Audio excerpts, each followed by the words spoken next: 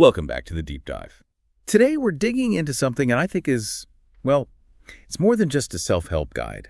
It feels like a whole operating system for how you lead, how you work, how you live, really. That's a great way to put it. We've got this source material built around 10, let's call them critical rules for restructuring how you approach energy, your own energy, your team's energy. Exactly. And our mission today isn't just to skim the surface. We want to really unpack the story here. It's about a guy named George. He starts off completely swamped by negativity, just, drowning in it. Right, and then he meets this unexpected mentor, Joy, who happens to be a bus driver. It's quite a setup. We're basically tracking his journey from total crisis to becoming what the book calls a chief energy officer. Yeah, and I think we need to be clear up front about what we mean by positive energy, because this isn't like fake rah-rah stuff. No, not at all. The sources define it structurally. It's built on things like optimism, sure, but also trust, enthusiasm, love, purpose, even spirit. These are foundational. They're presented as the essential fuel. Yeah. The high-octane stuff you actually need to push through the tough times, the negativity, the burnout. And deal with those people the book calls energy vampires, which, let's be honest, we've all encountered. Oh, absolutely. So yeah, it's a deep dive using this central metaphor, the bus, to teach self-mastery, team dynamics, all stemming from this core idea that you are driving your own bus. You're in the driver's seat, or you should be. Okay, so let's set the scene with George. Where does he start? Because honestly, it's pretty brutal. Chapters 1 to 3 paint a picture that feels, well, painfully relatable for anyone who's had a really bad run. Yeah, he's living under what's described as a dark rain cloud. Everything seems to be going wrong, and it all comes to a head on this one specific, frantic Monday morning. It starts with something mundane, almost cliche, a flat tire. But then the kicker is his spare is flat too. Right, because he just hadn't taken care of basic maintenance. It's like a perfect small-scale symbol of how he'd been neglecting everything else in his life. And the stakes just skyrocket from there. His wife basically lays it on the line. Yeah, serious ultimatum. Change the negativity, stop making the whole family miserable, or she's considering divorce. It's heavy stuff. So it's not just a bad day, it's his whole life imploding. His relationships are failing because of his attitude. And professionally, just as bad. His team's performance is, quote, in the toilet. His own job is hanging by a thread. He even gets that dreaded line from his boss, someone who used to back him up, saying, "I can't carry you anymore." Oh. Oof. Yeah. So he's basically paralyzed, stuck in self-pity, feeling completely out of control. But then comes this twist, and it introduces Joy's whole philosophy. Everything happens for a reason. Yeah. That double flat tire, the thing that felt like the absolute last straw. It actually saved him. The mechanic finds his brakes were totally shot, completely worn down. If he'd driven on them, they could have failed any time. The mechanic literally says George would be as flat as your tire. Wow. So the perceived disaster was actually a lifesaver. A real gift hidden inside a curse. Precisely. And because he can't drive, he's forced onto the bus. Bus. #11. And that's where he meets Joy, the driver. And she doesn't pull any punches, does she? She pegs him immediately as a dimmer. Yeah, that term. It's potent. Someone lifeless, no spark, just going through the motions like a zombie, which, sounds exactly like George at that moment. And she challenges him right there. Tells him he has a choice. See this mess as a gift or see it as a curse. And warns him that choice will dictate whether his life becomes a success story or just, quote, one big soap opera. That must have been jarring. Oh, definitely. But it hit home, he wrestles with it, and by the next morning he has this painful realization that, yeah, she was right. His life had become this terrible soap opera, all driven by his negative reactions. And then circumstances kind of lock him in. His car needs special brake parts, can take about 10 days. Which lines up perfectly. Joy reveals she has these 10 rules for the ride of your life, and she tells him he'll be riding her bus for those 10 days, living them one by one. So the journey begins. He needs a total internal overhaul, starting with rule #1. Okay, so this brings us to part 1, self-mastery. Before he can even think about leading his team, George has to get his own house in order, his own mind, his own energy. Rule #1, you're the driver of your bus. It sounds straightforward, but the implication is huge. It's about taking total responsibility. If you don't grab the wheel, you're just letting life or other people steer you wherever they want. Your boss, circumstances, the news. Anything but you become a passenger. And there's this really sobering statistic that comes up here from Marty, who's another passenger, kind of the bus's resident fact guy. Oh yeah, Marty's research, get this. More people die on Monday morning at 9 a.m. than any other time of the week. That's chilling. It speaks volumes about passive unhappiness, doesn't it? That feeling of dread of having no control as the work week starts. It's a stark metric. It suggests people are literally so stressed and unhappy about their lack of agency that it impacts their physical health at that precise moment of surrender to the routine. But Joy's point is that you do have agency. You have choice. That's the antidote. You choose your attitude, your energy, Right. even something small. Like she makes him smile. Right. Just forces him to smile. And points out that the physical act itself starts to shift his internal state, his energy. It's a choice. But it's not just about choosing to feel good randomly. There's a prerequisite. Vision. Yeah, absolutely key. Joy makes it clear you can't drive effectively if you don't know where you're going. Otherwise, you're just driving aimlessly, maybe in circles.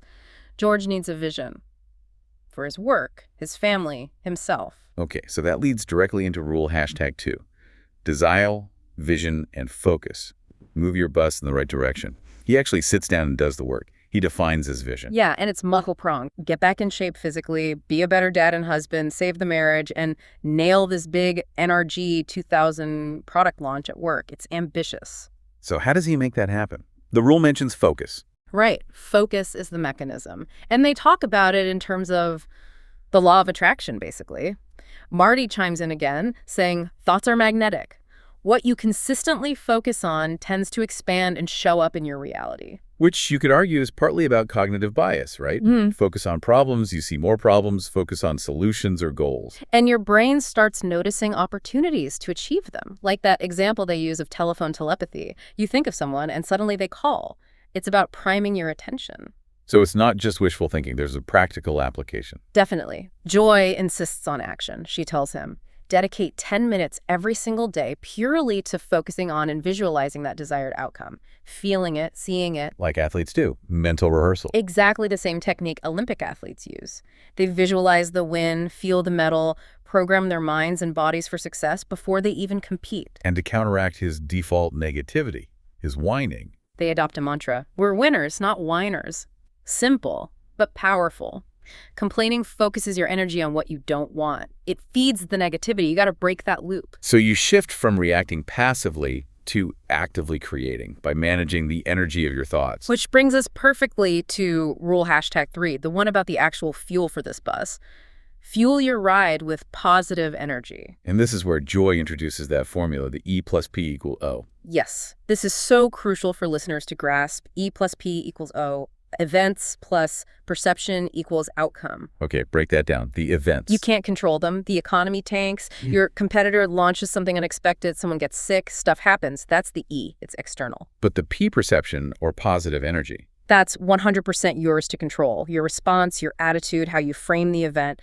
That positive energy defined as trust, faith, enthusiasm, purpose, joy. That's the high-octane fuel. It lets you navigate the E effectively. And negative energy. That creates sludge. It gums up the works, slows you down, makes everything harder. So, okay, if we can't control E, how do we actively manage P? How do we generate that positive energy, especially when things are tough? Great question. The book gives practical techniques. Joy's main advice is to transform negativity by focusing intensely on gratitude. Her line is something like, where there's a dark cloud, there's always a sun shining behind it. Exactly. The darkness isn't permanent, it's just blocking the light temporarily. So you shift focus. Even in crisis, George is told to find things to be thankful for. His health, clean water, having a job at all, even if it's shaky, simple things. And he applies 2 specific methods that seem really key. First, the thank you walk. Yeah, this is brilliant. You literally go for a walk and the only thing you focus on is gratitude. Joy explains it's physiologically hard to be stressed and genuinely thankful at the exact same time. It changes your body chemistry, floods you with positive endorphins. You stop counting what's wrong and start counting what's right. Precisely. And the second technique is the one great golf shot theory. He uses this with his kids later. Right, the idea that a golfer might have a terrible round, dozens of bad shots, but they remember that one great shot. And that's what brings them back. It fuels their motivation. So in life, Joy tells George to focus on one success each day, however small. Acknowledge it, feel good about it, get addicted to life, to positive momentum. It's about building that positive feedback loop, isn't it? Absolutely. And it works. His boss actually notices the change in him, compliments him. George has made that internal shift. He's gone from dimmer to driver. He's ready to start engaging his team. Okay, that's a perfect transition to part 2.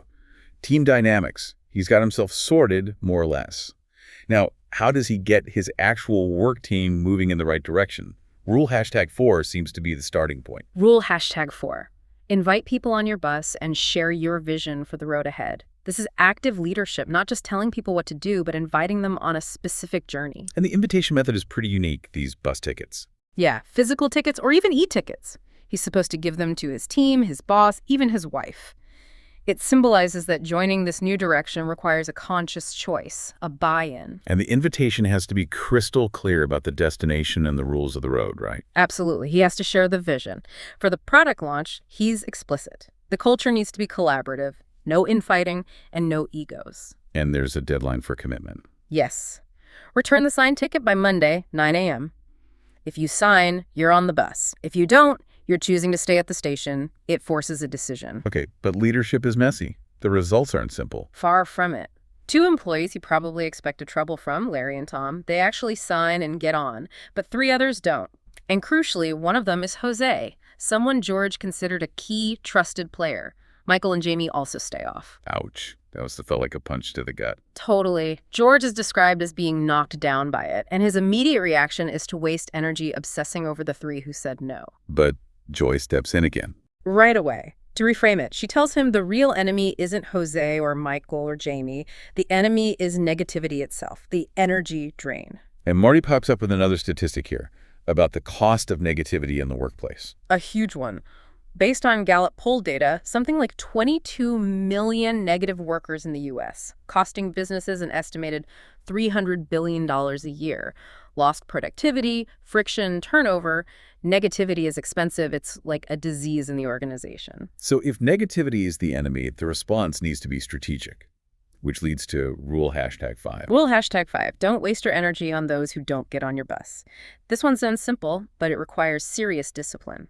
Yeah, because what if it's a star performer who refuses to get on board? You can't just ignore that, can you? How do you apply this without, burning important bridges? Joy's perspective is really focused on energy conservation. She's uncompromising. Let them sit at the station. Don't chase them. Don't take it personally. Don't try to force them. Because the energy spent worrying about the ones who said no is energy you could be using to support and fuel the ones who said yes, like Larry and Tom, or inviting new, positive people onto the bus. Your focus has to be on who's with you on the ride. Okay, but you still have the issue of potential negativity on the bus. Larry and Tom got on, but they had reputations. This brings us to rule #6, which sounds pretty definitive. Rule #6. Post a sign that says, no energy vampires allowed on your bus. Clear boundaries. So what defines an energy vampire in this context? They're the ones who actively sabotage the energy. They suck the life out of you, spread gossip, complain constantly, undermine morale. They might even try to metaphorically slash your tires. They're destructive. And the advice isn't just to tolerate them. No way. Joy is clear. Give them a fair chance to change, to align with the positive energy. But if they can't or won't contribute positively, you have to remove them. Kick them off the bus or leave them at the next station. Protecting the culture is non-negotiable. This feels like a really critical point for leadership. It introduces this core principle. The ultimate rule of positive energy, really. Your positive energy and vision must be greater than anyone's and everyone's negativity. You have to build up your own positive energy muscle so strong that no amount of complaining can deflate the team's spirit. So George has to put this into action almost immediately. He confronts Larry, who seems to get the message when his job is clearly on the line. He agrees to try and be positive, but Tom is different. Tom's the real test case. Oh, yeah. Tom flat out admits he only got on the bus to watch it crash and burn, to watch George fail. How does George handle that? That's got to be incredibly draining. He feels it. He starts to wilt. But then he remembers this ugly black rock Joy gave him earlier. The rock. What was the significance of that again? Joy told him to clench it whenever he felt doubt or negativity to remind himself. Find the value in yourself. Find the value in your team. It's a physical anchor. So he grabs the rock. He grips it, and it helps him shift his perspective. He realizes Tom's lack of belief in him stems from the fact that George didn't believe in himself for so long. It gives him the strength to be decisive. And he fires Tom. Right there. Yep. Makes the tough call. Protect the team's energy over avoiding conflict. And importantly, the rest of the team sees it. They realize this isn't just some feel-good initiative. There are real consequences for negativity. But the drama isn't quite over, is it? Not yet. Michael, one of the guys who didn't get on, formally quits, seems to confirm Tom's prediction of failure, and then Jamie, who did get on the bus, confronts George. With some hard truths. Painful ones, tells George that the team was miserable, and a big part of the reason was George himself, his negativity, his lack of appreciation. And then the final blow. Jose, the trusted guy who stayed off the bus. Jose confronts him too, lays it out honestly. He didn't get on because George never recognized his contributions, never seemed to care about the team, only about saving his own skin. Wow. That's a lot for George to take in. How does he react? This is a real turning point. Instead of getting defensive, he accepts it. He owns his past failures. He doesn't fire Jose. Instead, he asks him to trust him now, saying, now we create our future. So he's moving from just self-mastery to actually trying to lead, flaws and all. Exactly. He internalizes this idea that the goal isn't to be perfect, but just to be better than you were yesterday. He realizes managing conflict isn't enough. He needs something more. Something deeper, which sets up part 3.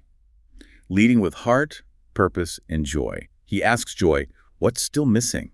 Even after firing Tom and starting to turn things around. And her answer is direct. His heart. She has this line, something about crisis being God breaking your heart until it opens. That sounds a bit mystical. Yeah. But they connect it to science, don't they? They do. Joy brings up research from Heart Math Institute. Apparently, the heart generates an electromagnetic field that's way stronger than the brain's, like 5,000 times stronger. And it can be detected several feet away. So leaders are literally broadcasting their emotional state. Constantly. Whether they realize it or not, if George is stressed, anxious, closed off, his team picks up on that energy field. If he's leading with genuine care, enthusiasm, purpose that's palpable too, it's contagious. Which leads to this idea of being a different kind of CEO. Not chief executive officer, but chief energy officer. Jack, who's introduced as another passenger and a successful protege of Joy's, explains this role. It's about intentionally managing and sharing positive, powerful energy. And Jack links this to emotional intelligence, EI. Right. Citing sources that suggest EI accounts for something like 80% of adult success.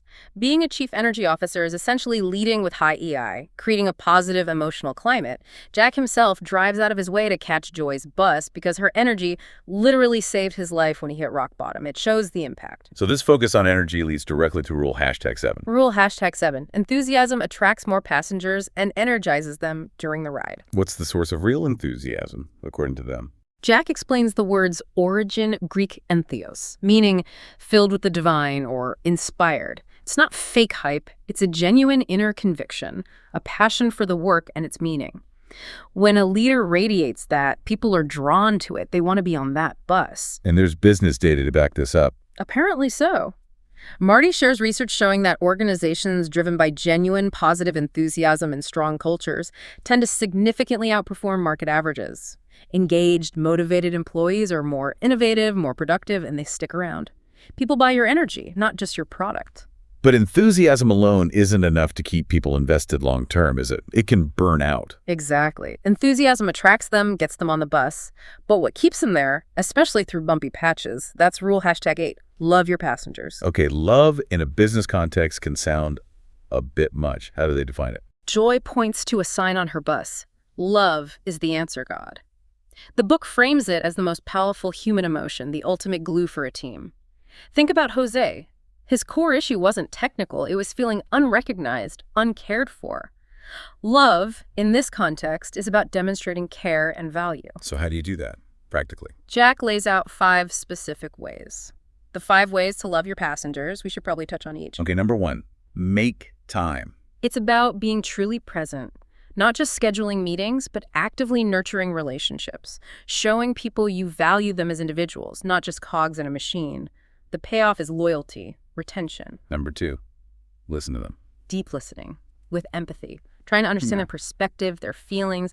This fosters psychological safety, which means people are more willing to share ideas, admit mistakes, innovate. Number 3, recognize them. Going beyond generic praise. Specific, personal recognition, catching people doing things right and acknowledging it. It reinforces positive behavior, feeds the positive dog, as the book says. Number 4, serve them. This is classic servant leadership.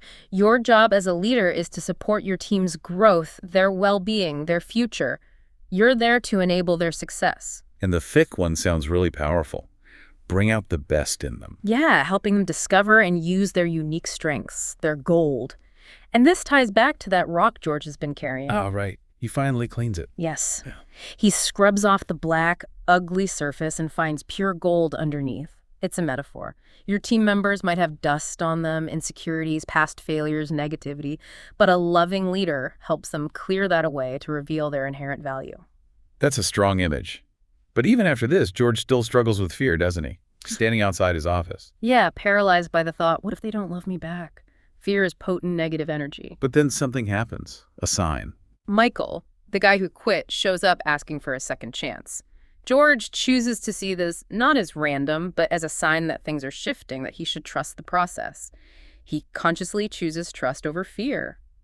He decides to rely on the ultimate GPS, God's positioning system, as Joy calls it, trusting that guidance comes when you drive with faith. So he's really learning to operate differently. The next day, he actually misses the bus, but the learning continues. Right. Joy has Marty deliver rule #9 to his office, drive with purpose. Purpose. How is that different from just having a vision or a goal? Purpose is framed as the ultimate fuel. It's deeper than a goal. It connects the work to something meaningful, something bigger than just tasks or profits. It keeps the work fresh. They use the classic NASA janitor story. The one who said he was helping put a man on the moon. Exactly. He saw how his seemingly mundane job connected to the grand, inspiring mission. That's purpose. And again, there's research. Marty's got data on airplane design teams. The teams who had a clear vision of the final flying plane, the purpose, worked longer hours and finished faster than teams just focused on their isolated component parts.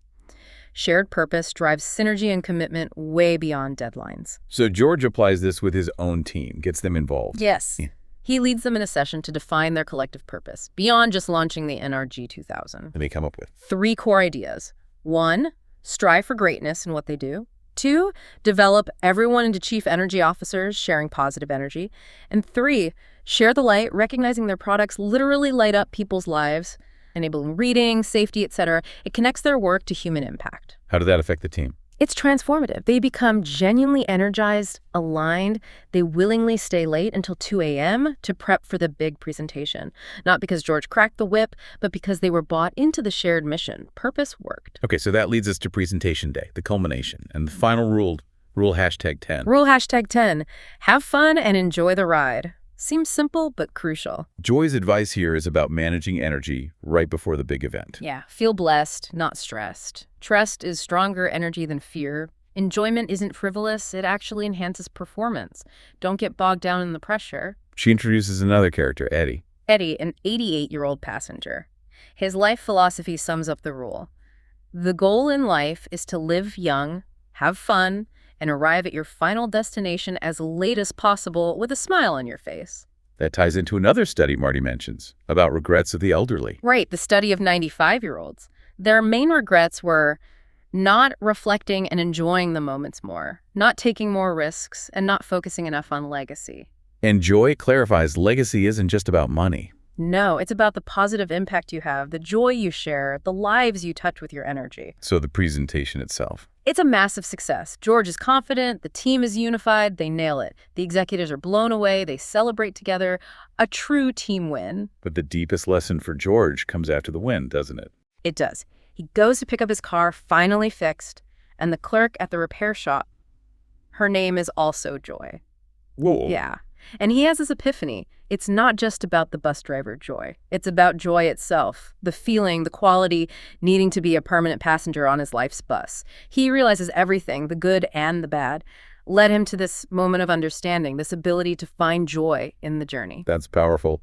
And the final scene seals his transformation. Monday morning comes. His car is ready. He could drive himself, but he chooses To get back on bus, #11, because as he says, it's more fun on the bus, he even installs a new sign himself with the 10 rules clearly displayed for everyone. The journey's complete. From dimmer to chief energy officer, driving with purpose, trust, love, and joy. Okay, that's an incredible story arc. But the real value for our listeners, I think, is how to apply this. Let's pivot to the action plan laid out in the source material. This seems like the practical blueprint. Absolutely. There are 11 steps designed to help anyone replicate this positive transformation in their own team, family, organization, whatever their bus might be. We can probably group these. Steps 1 to 3 feel like they're about laying the groundwork. Right. Phase 1, foundation and clarity.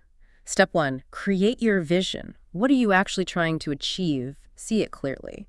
Step 2, fuel your vision with purpose. Why does it matter? Who does it serve? Connect it to something bigger. Step 3, write it down. Make the vision and purpose tangible, shareable. Okay, then the next phase, steps 4 and 5, seems to be about bringing that vision into daily reality. Exactly. Phase 2, focus and execution. Step 4, focus on your vision. That's the daily 10-minute visualization practice. Keep it front and center. Let it pull you forward. And step 5, zoom focus. What's that about? Taking the big vision and breaking it down into concrete, manageable steps.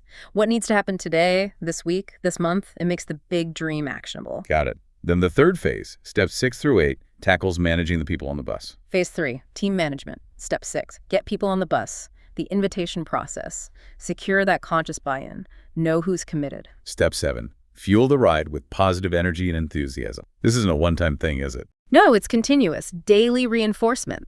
The leader, the chief energy officer, has to consistently model and inject that positive energy, fill the void so negativity can't take root. And step 8, the tough one. Post the sign, no energy vampires allowed. Requires courage. Communicate expectations clearly. Give people a chance to get aligned. But have the discipline to remove those who persistently drain energy and sabotage the culture. Protect your investment in positivity. Okay, that leaves the last few steps, 9 through 11. These feel like they're about keeping the bus running smoothly long term. Right. Sustaining the journey. Step 9, navigate adversity and potholes. Challenges will come. The key is the mindset shift. Don't ask whose fault is it. Ask what can we learn? What's the opportunity here? Step 10, love your passengers. This is the ongoing practice of Rule 8. Constantly asking, how can I listen better? How can I recognize contributions? How can I serve their growth? How do I help them find their gold? It's the daily work of showing care. And finally, step 11, maybe the most overlooked. Have fun and enjoy the ride. Keep asking, how can we achieve our goals and have more fun doing it? Success doesn't have to be a miserable grind. Joy fuels performance and prevents burnout. So, taken together, these 10 rules and the 11 action steps really do form a cohesive system, don't they? They really do. It's a journey from being controlled by events, the E, to mastering your perception and positive energy, the P, which ultimately shapes your outcome, the O. And these aren't just concepts for George, they're practical tools for anyone listening, for your bus. Whether that bus is a company, a department, a family, or just, your own life. Exactly. The principles apply everywhere. So, thinking back to Eddie's wisdom, live young, have fun, arrive late with a smile, and George's realization that legacy is about the joy and positive energy you share. It really shifts the focus. It does. It makes you think. Which leads us to the final thought for you, the listener.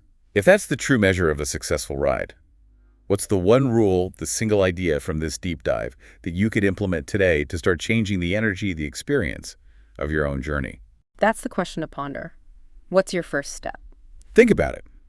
Find your wheel, check your fuel, and start driving. We'll catch you next time on The Deep Dive.